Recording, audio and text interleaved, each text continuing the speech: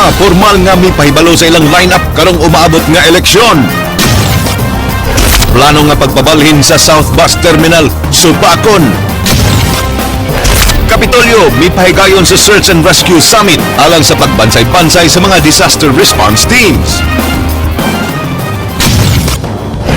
Nangawapo, sa maghungit ang wapo ko ito tsara. Nangawat og kutsara sa usa ka fast food, nadakpan. Suspect sa Laglag Barya nga mibiktima sa mga babaeng driver nga nagparking, nailhan na.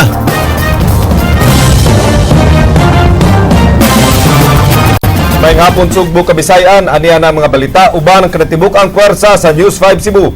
Karong adlang Huwebes, petsa 30 sa buwan sa Hulyo, tuig 2015, ako si Glenn Soco. Amo na ihatod ang mas sa iyong pagbalita, inubanan sa mas komprehensibong impormasyon. Ako si Georgia Herrera. Georgia, mipahigayon og Metro-wide shake drill ang Metro Manila. Ganihang alas 10:30 sa buntag.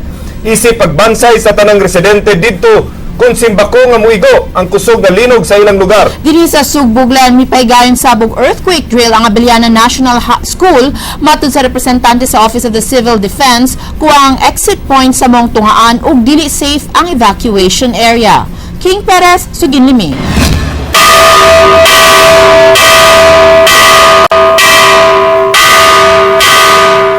Ang kusog ug sunod-sunod nga bagting mo iti mailhan sa mga estudyante. Maestra ug uban pang anaa sa Abiliana National School nga wa pa mahuman ng linog. Dihang nahilom, gipagawas dayon sa mga sakop sa Abiliana National School Disaster Risk Reduction and Management ang 4,000 ka mga estudyante, magtutudlo ug mga staff.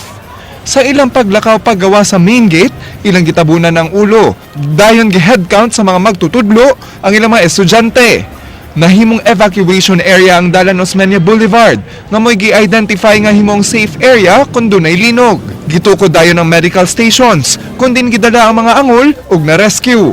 Nagmalampuson sa mga tinunan ug magtutudlo nga sakop sa ANSDRRM sa pag-rescue ining natrap nga estudyante gikan sa 4th floor pinaagi sa rappelling. Diin gialsa kini gamit ang stretcher dayon gidala sa medical station. Matod sa operations officer sa Office of the Civil Defense nga hanay ang earthquake drill, human napabakwit ang libuan ka mga estudyante sudlang sa 3 ka minutos. Apan naobserbahan nga ang gipiling evacuation area dili luwas alang sa mga tinunan. Nakita po nato ang evacuation area dili good, actually dili siya safe for evacuation because daghang mga kahoy, but nevertheless mahigmo na lang po din siya nato kay as long as kung na emergency mas importante good nga makagawa sila sa building. Naobserbahan sab nga limitado ang exit point sa mong tunghaan. Din duha lang ang agianan, din mahimong makagawa sa mga tao nga anaa sa eskwelahan. Girekomendar ni Hernandez nga i-maximize sa mga tunghaan ng mga agianan atol sa linog. Okay, kanang atong exit points on all available, no? Open space na pwedeng magawsan immediately sa estudyante o sa puto siya nga nakahamper ni sa evacuation kay utilize lang nila ang main. King Perez, News 5. Mihimo og 3 ka adlaw nga Provincial Search and Rescue Summit ang Kapitolyo. Diin tumong nini ang makurian ang mga sayop nga pamaagi og sistema sa mga rescue group ug volunteers. Jinky Rosit, Suginlimi. Sa ikaduhang adlaw sa Provincial Search and Rescue Summit nga gipasiugdahan sa Kapitolyo, napanid-an sa pangu sa Provincial Disaster Risk Reduction and Management Office nga daghan pa og angayang tarungon nga sistema ug pamaagi sa pagluwas og tawo sa gayon nga dunay kalamidad. Sa unang adlaw sa summit kagahapon, nabantayan ni Baltazar Tribunal Jr. nga kinahanglan pagyud og dugang pagbansay-bansay ang mga responders. Apan nalipay siya nga sa karon daghan ng mga rescue groups ug bisan individual ang nagpakita og interest nga makaton sa search and rescue operations. Kay nakita nato nga doon na daghang disaster, doon na daghang mga disgrasya, apan wala pa yung mga hinuusang sistema, protocol, pamaagi, unsaon nga mas paspas, mas safety, ug maklaro ginato nga maluwas gyud ang mga biktima. Tungod sa maong kalihukan, nasuta nga nagunang suliran gihapon sa mga local risk reduction units, mao ang kakuwang sa mga ekipo nga magamit panahon sa emerhensiya.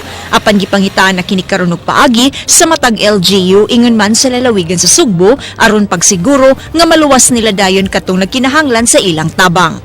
Doon na gyud kakulangan sa pagbansay-bansay kakulangan sa pagsabot, kakulangan po sa mga ekipo. Wa man tamingon nga mopalit yung gatong mahalon at daghan jud kayo, but adto sa ta magsugod gyud sa katong pagbansay-bansay. Mao gyud nay una no, kay once you're capable, then you'll be thinking of unsa man gyud ang mga equipment nga angayan, no? Karong buwana, gitakda mo pay gaya nag-inventory sa mga kagamitan sa SAR ang Kapitolyo.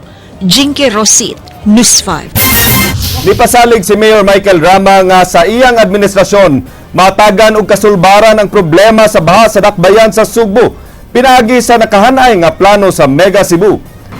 Gani dunay pundo niini sa paghimo og drainage system nga anaa karon sa Department of Public Works and Highways.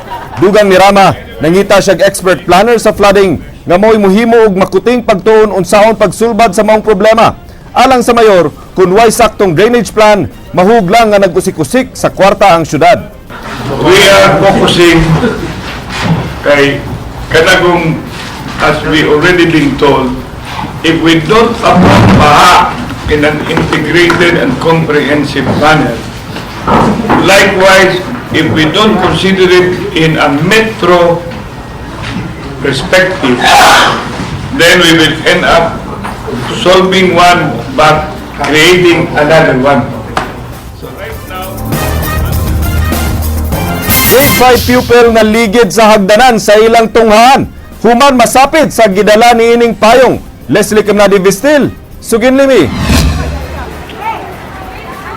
Nabalian siyang kamot ang 11 anyos nga batang lalaki human maligid sa hagdanan silang tunghaan sa Zapatero Elementary School kagahapon sa hapon. Gibuhian na ang mga bata dihang naitabo ang disgrasya. Mato sa assistant principal sa mga tunghaan nga si Al Richard Caballes, nasapid ang bata siyang dalang payong samtang nanaog sa ikatulong andana sa school building. Daling gihatagan og first aid ang bata ug dihang nagmuo siyang kamot gidala kini sa Cebu City Medical Center aron ma-check up. Nasapid yang tiil sa payong. Motong na off balance siya na tukod niya sa kuan ang kamot. Sa hagdanan pila ra ka kuan, pila ra ka steps sa kuan niya. Naabtan sa News 5 nga milinya sa mong tambalanan ang bata uban siyang advisor nga si Mrs. Methy Lasponia. Gihulagway sa maestra nga gimanduan lang sila sa doktor nga ipaubos sa eksaminasyon ang bata aron masuta kung doon na ba'y nabali siyang kamot nga gigamit sa pagtukod dihang naligid kini. Giklaro sab ni ma'am nga gikan sa 3rd floor ug wa maabot sa 2nd floor o sa ground floor ang bata sukuhay sa migawas nga report. Okay naman ang gikuan sa doktor punyagi, pa-x-rayhan lang siya. Tanawon kung nabagay fracture ang bata, kung dili, pwede na siya ma-out. Leslie Camnadi Vistil, News 5.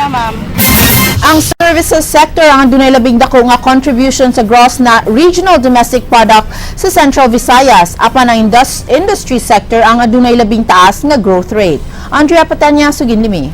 Domestic Product or GRDP. Sa 17 ka mga rehiyon sa nasud, ikatulo ang Central Visayas nga dunay labing taas nga pagsaka sa Gross Regional Domestic Product kun GRDP. Samtang ikaupat kini sa major contributor sa growth rate sa GDP sa nasud. Gikan sa 7.4% sa 2012 to 2013, misaka ang GRDP growth rate sa Region 7 ngadto sa 8.8% sa 2013 to 2014. Gikalipay kini ni National Economic and Development Authority 7 Regional Director Efren Carrion kay duol na kaayo kini sa ilang 8.9 nga GRDP growth rate target. Miabot sa 63,351 pesos ang GRDP per capita sa rehiyon na 472 pesos lang nga short sa 63,823 pesos target sa NEDA 7. Ang services sector maoy dunay labing dako nga share nga moabot og 54.6%, nga gisundan sa industry sector nga dunay 39.4% share, samtang labing gamay ang agriculture, hunting, forestry and fishing kun AHFF nga dunay 6% share. Samtang kung growth rate sa matag sektor ang hisgutan, ang industry ang dunay labing taas nga pagsaka gikan 9.5% to 13.9% tungod sa wag tuo nga pagtukod og bag-ong residential ug commercial building sa rehiyon. The continued growth of the construction industry can be attributed to the strong and sustained positive economic performance of Central Visayas.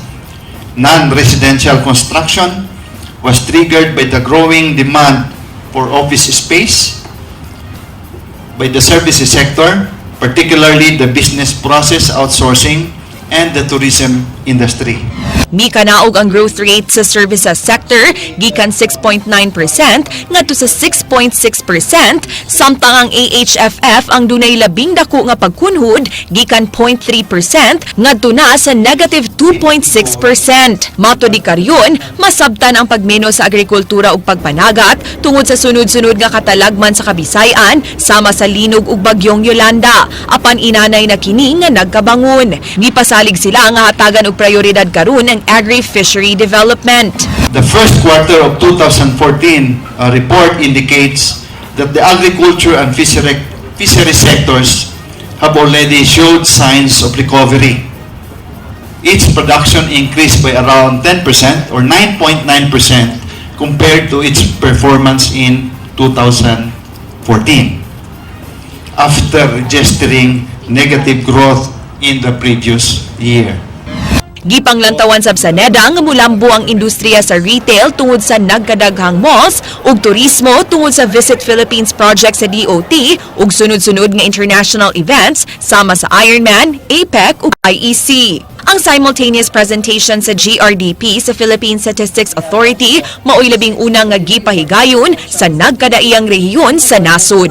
So it is one of the common tools used to describe the economic performance of a region.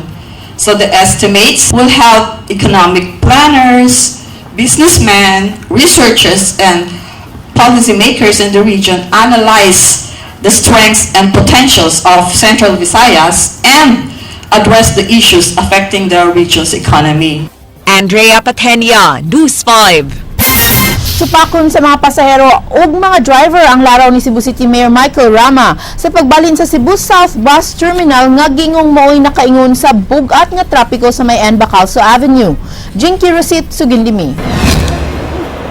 Kadaghanan sa mga pasahero ug driver sa South Bus Terminal mipakita nagpagsupak sa plano ni Cebu City Mayor Mike Rama nga ibalhin ang maong terminal sa laing dapit tungod sa traffic nga gimugna sa mga bus nga magagian sa Natalio Bacalso Avenue.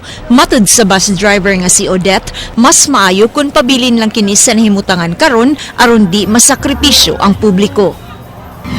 Dili o yun, kay usap ang umuwagang tao ba na ana na dire sa tapos daghang ang kaysan no pero sa ako layo na kayong dalisay. Wa sa makauyon ini ang mga pasahero kay alang nila mas kas na hinuon og plitik kay kinahanglan na silang mag-double ride paingon sa bagong terminal nga posibleng ibutang sa Talisay o kaha sa Minglanilla. Og ibalhin manggaling ang terminal dito sa Minglanilla or Talisay, medyo burden na kayo sa mga pasahero kaya medyo layo naman. Mas mayo kayo doon tang andi lang din sa South Bus Terminal. Layo yung taon ato eh.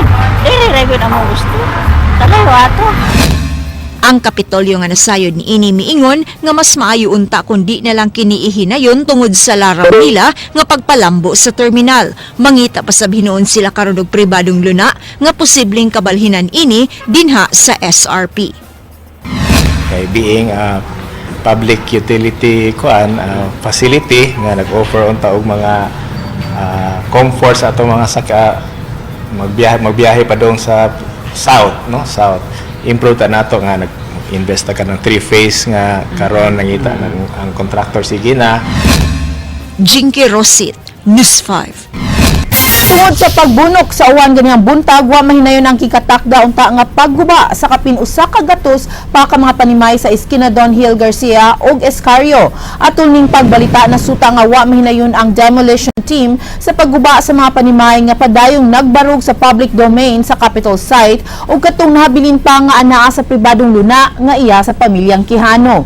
Samtang dunay pipila nga voluntaryong miguba sa ilang mga Pinoy-anan, kaganiha apan duna say grupo nga padayong nagpaabot sa demolition team. Kasagaran sa mga apektadong residente hugot gihapon ang baruganan nga di mamahawa sa yuta nga giangko nilang iya sa gobyerno. Nagtapok ni among grupo para pagpugong sa demolition team. Ang amo yung purpose, papers. Unsay papers nga ilang ikapakita para demolition me. We will file series of administrative and criminal cases against them. Natural. Mura maya mo remedios. Padayong gisusi karon sa mga otoridad sa Mactan, Cebu International Airport ang nahitabong sunog sa maong tugpahanan karong hapon. Tuwa sa airport si Leslie Caminade Vistil alang sa dugang kasayuran. Leslie. Yes, Glenn. Nanlangay og pipila ka minuto sa mga bagong naabot nga mga pasahero gikan sa gawas sa nasod ug ubang parte sa Pilipinas nga miabot sa Cebu tungod sa kalit nga pag-aso taliwala sa Domestic and International Arrival Department. Sa inisyal nga pakisusi giyong ang UPS Air Handling Unit mo'y mikalit og aso nga nakaingon sa pagtingog sa smoke alarm. Hinuola milanat lang og 10 minutos ang kalangay sa mga miabot nga pasahero. Sa pagkakaroon padayon pagisusi sa kabumbiruhan ug sa pamunuan sa Mactan Cebu International Airport ug nganong nag-overheat ang UPS Air Handling Unit. Nanukad na lang diri sa MCIA, Leslie Caminade Vistil, News 5. Daghang salamat Leslie Caminade Vistil, live gikan sa Mactan Cebu International Airport.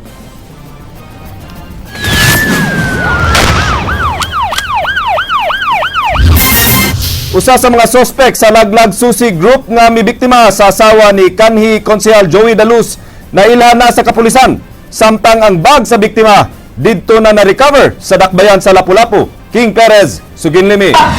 Istorya tas Jollibee ha? Gikumpirmar ni CCPO Station 3 o Waterfront Police Station OIC Jose Hesto nga nadakpan na nila kaniadto ang gidudahang suspect nga may biktima sa asawa ni kanhi Konsehal Joey Daluz. Gila kini nga si Jamboy Tagon. Kinsa napasakaan og kasong theft, human naglaglag barya sa usa ka jeep ni atong Abril apan nakapiyansa kini sa Cebu City Regional Trial Court. Sa RTC, nakapiyansa ni siya ngatong April 15 na kung na siya arrested April 8 na siya. Yung bago pa ba? Kay nalambigit sa laglag baryagi connect dayon sa Waterfront Police Station ang namiktima sa asawa sa kanhi Konsehal. Dunay mi representar nga witness nga usa ka jeepney driver. Kansang jeep mao gisakyan dayon sa mga suspect apan nanganaog kini dayon og wa mamlete. Nakahinumdum ang driver subay sa mga picture sa mga suspect sa laglag barya. Kay si Tagon mismo may mibahad sa driver dihang nangayo kinig plete. Giproseso pa karon ng pagkuha sa CCTV footages gikan sa mga establisimento. Ni ko niya. Pagbalangin niya ba? PTO, gano'n. Anta ka sa imong ulo ron. Ani. Doon na say mga pahimangno ang ipagawas ng kapulisan sa pagbantay sa bagong modus nga laglag susi. Na-recover sab ang bag ni Mrs. Daluz sa usa ka fast food chain sa dakbayan sa Lapu-Lapu kagahapon. Di na uli ra ang mga importanteng IDs apan wa na ang kwarta nga 120,000 pesos. Duda sa hepe sa theft and robbery section nga ang maong Mindanao Crime Group anaara sa Lapu-Lapu nagbase. Gihambong sa Lapu-Lapu, base na sa Lapu-Lapu po yun. King Perez, News 5. Masakaan og kasong pagpangawat ang usa ka lalaki kinsa nanguha og kutsara gikan sa usa ka fast food chain. Mubalik si King Perez. Gidala sa Waterfront Police Station kining 37 anyos na lalaki sa gwardya sa usa ka fast food chain sa may downtown area sa dakbayan sa Cebu. Iyang sala maong pagpangawat ining 7 ka mga kutsara. Matud ni Duty Desk Officer SPO1 Aaron Pescadero nga nasakpan sa gwardiya nga gisud sa suspect nga si Edwin De La Rosa ang mga kutsara siyang bulsa. Nakasud kini sa fast food chain dihang mihangyo nga mogamit sa CR ug moinom og tubig. Dili sila mo file og case, dili na ko to dawaton dire kay Nagpaila ang suspect nga usa ka pintor ug residente sa private sa may barangay Sambag 1 ug giangkon niini nga iyang gikawat ang mga kutsara kay wa kuno sila kutsara sa ila. Di sir, ninom ng tubig sir. Yan, nakita ang kutsara nga. Mga kutsara ba yan? Hindi na ito. King Perez, News 5. Nasitop ang babaeng street pusher kinsa ana sa target list sa Waterfront Police Station ganihang buntag.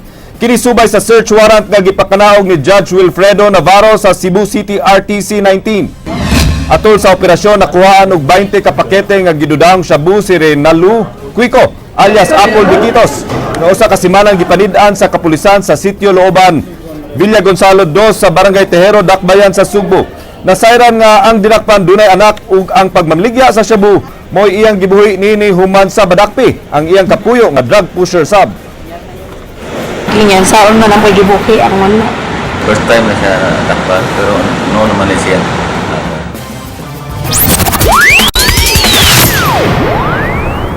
Nakatakda ang panagtapok sa BOPK karong gabi alang sa posibleng pag-announce sa ilang lineup sa umaabot nga eleksyon. Apan unhan sila sa Team Rama sa pagpahibalo sa ilang lineup ug pagsagup sa usa ka karaan nga partido sa Sugbo. Ray Pasaporte, Suginlimi. Partido Panaghiusa Anelvisyo TSG Little Das TR Team Rama.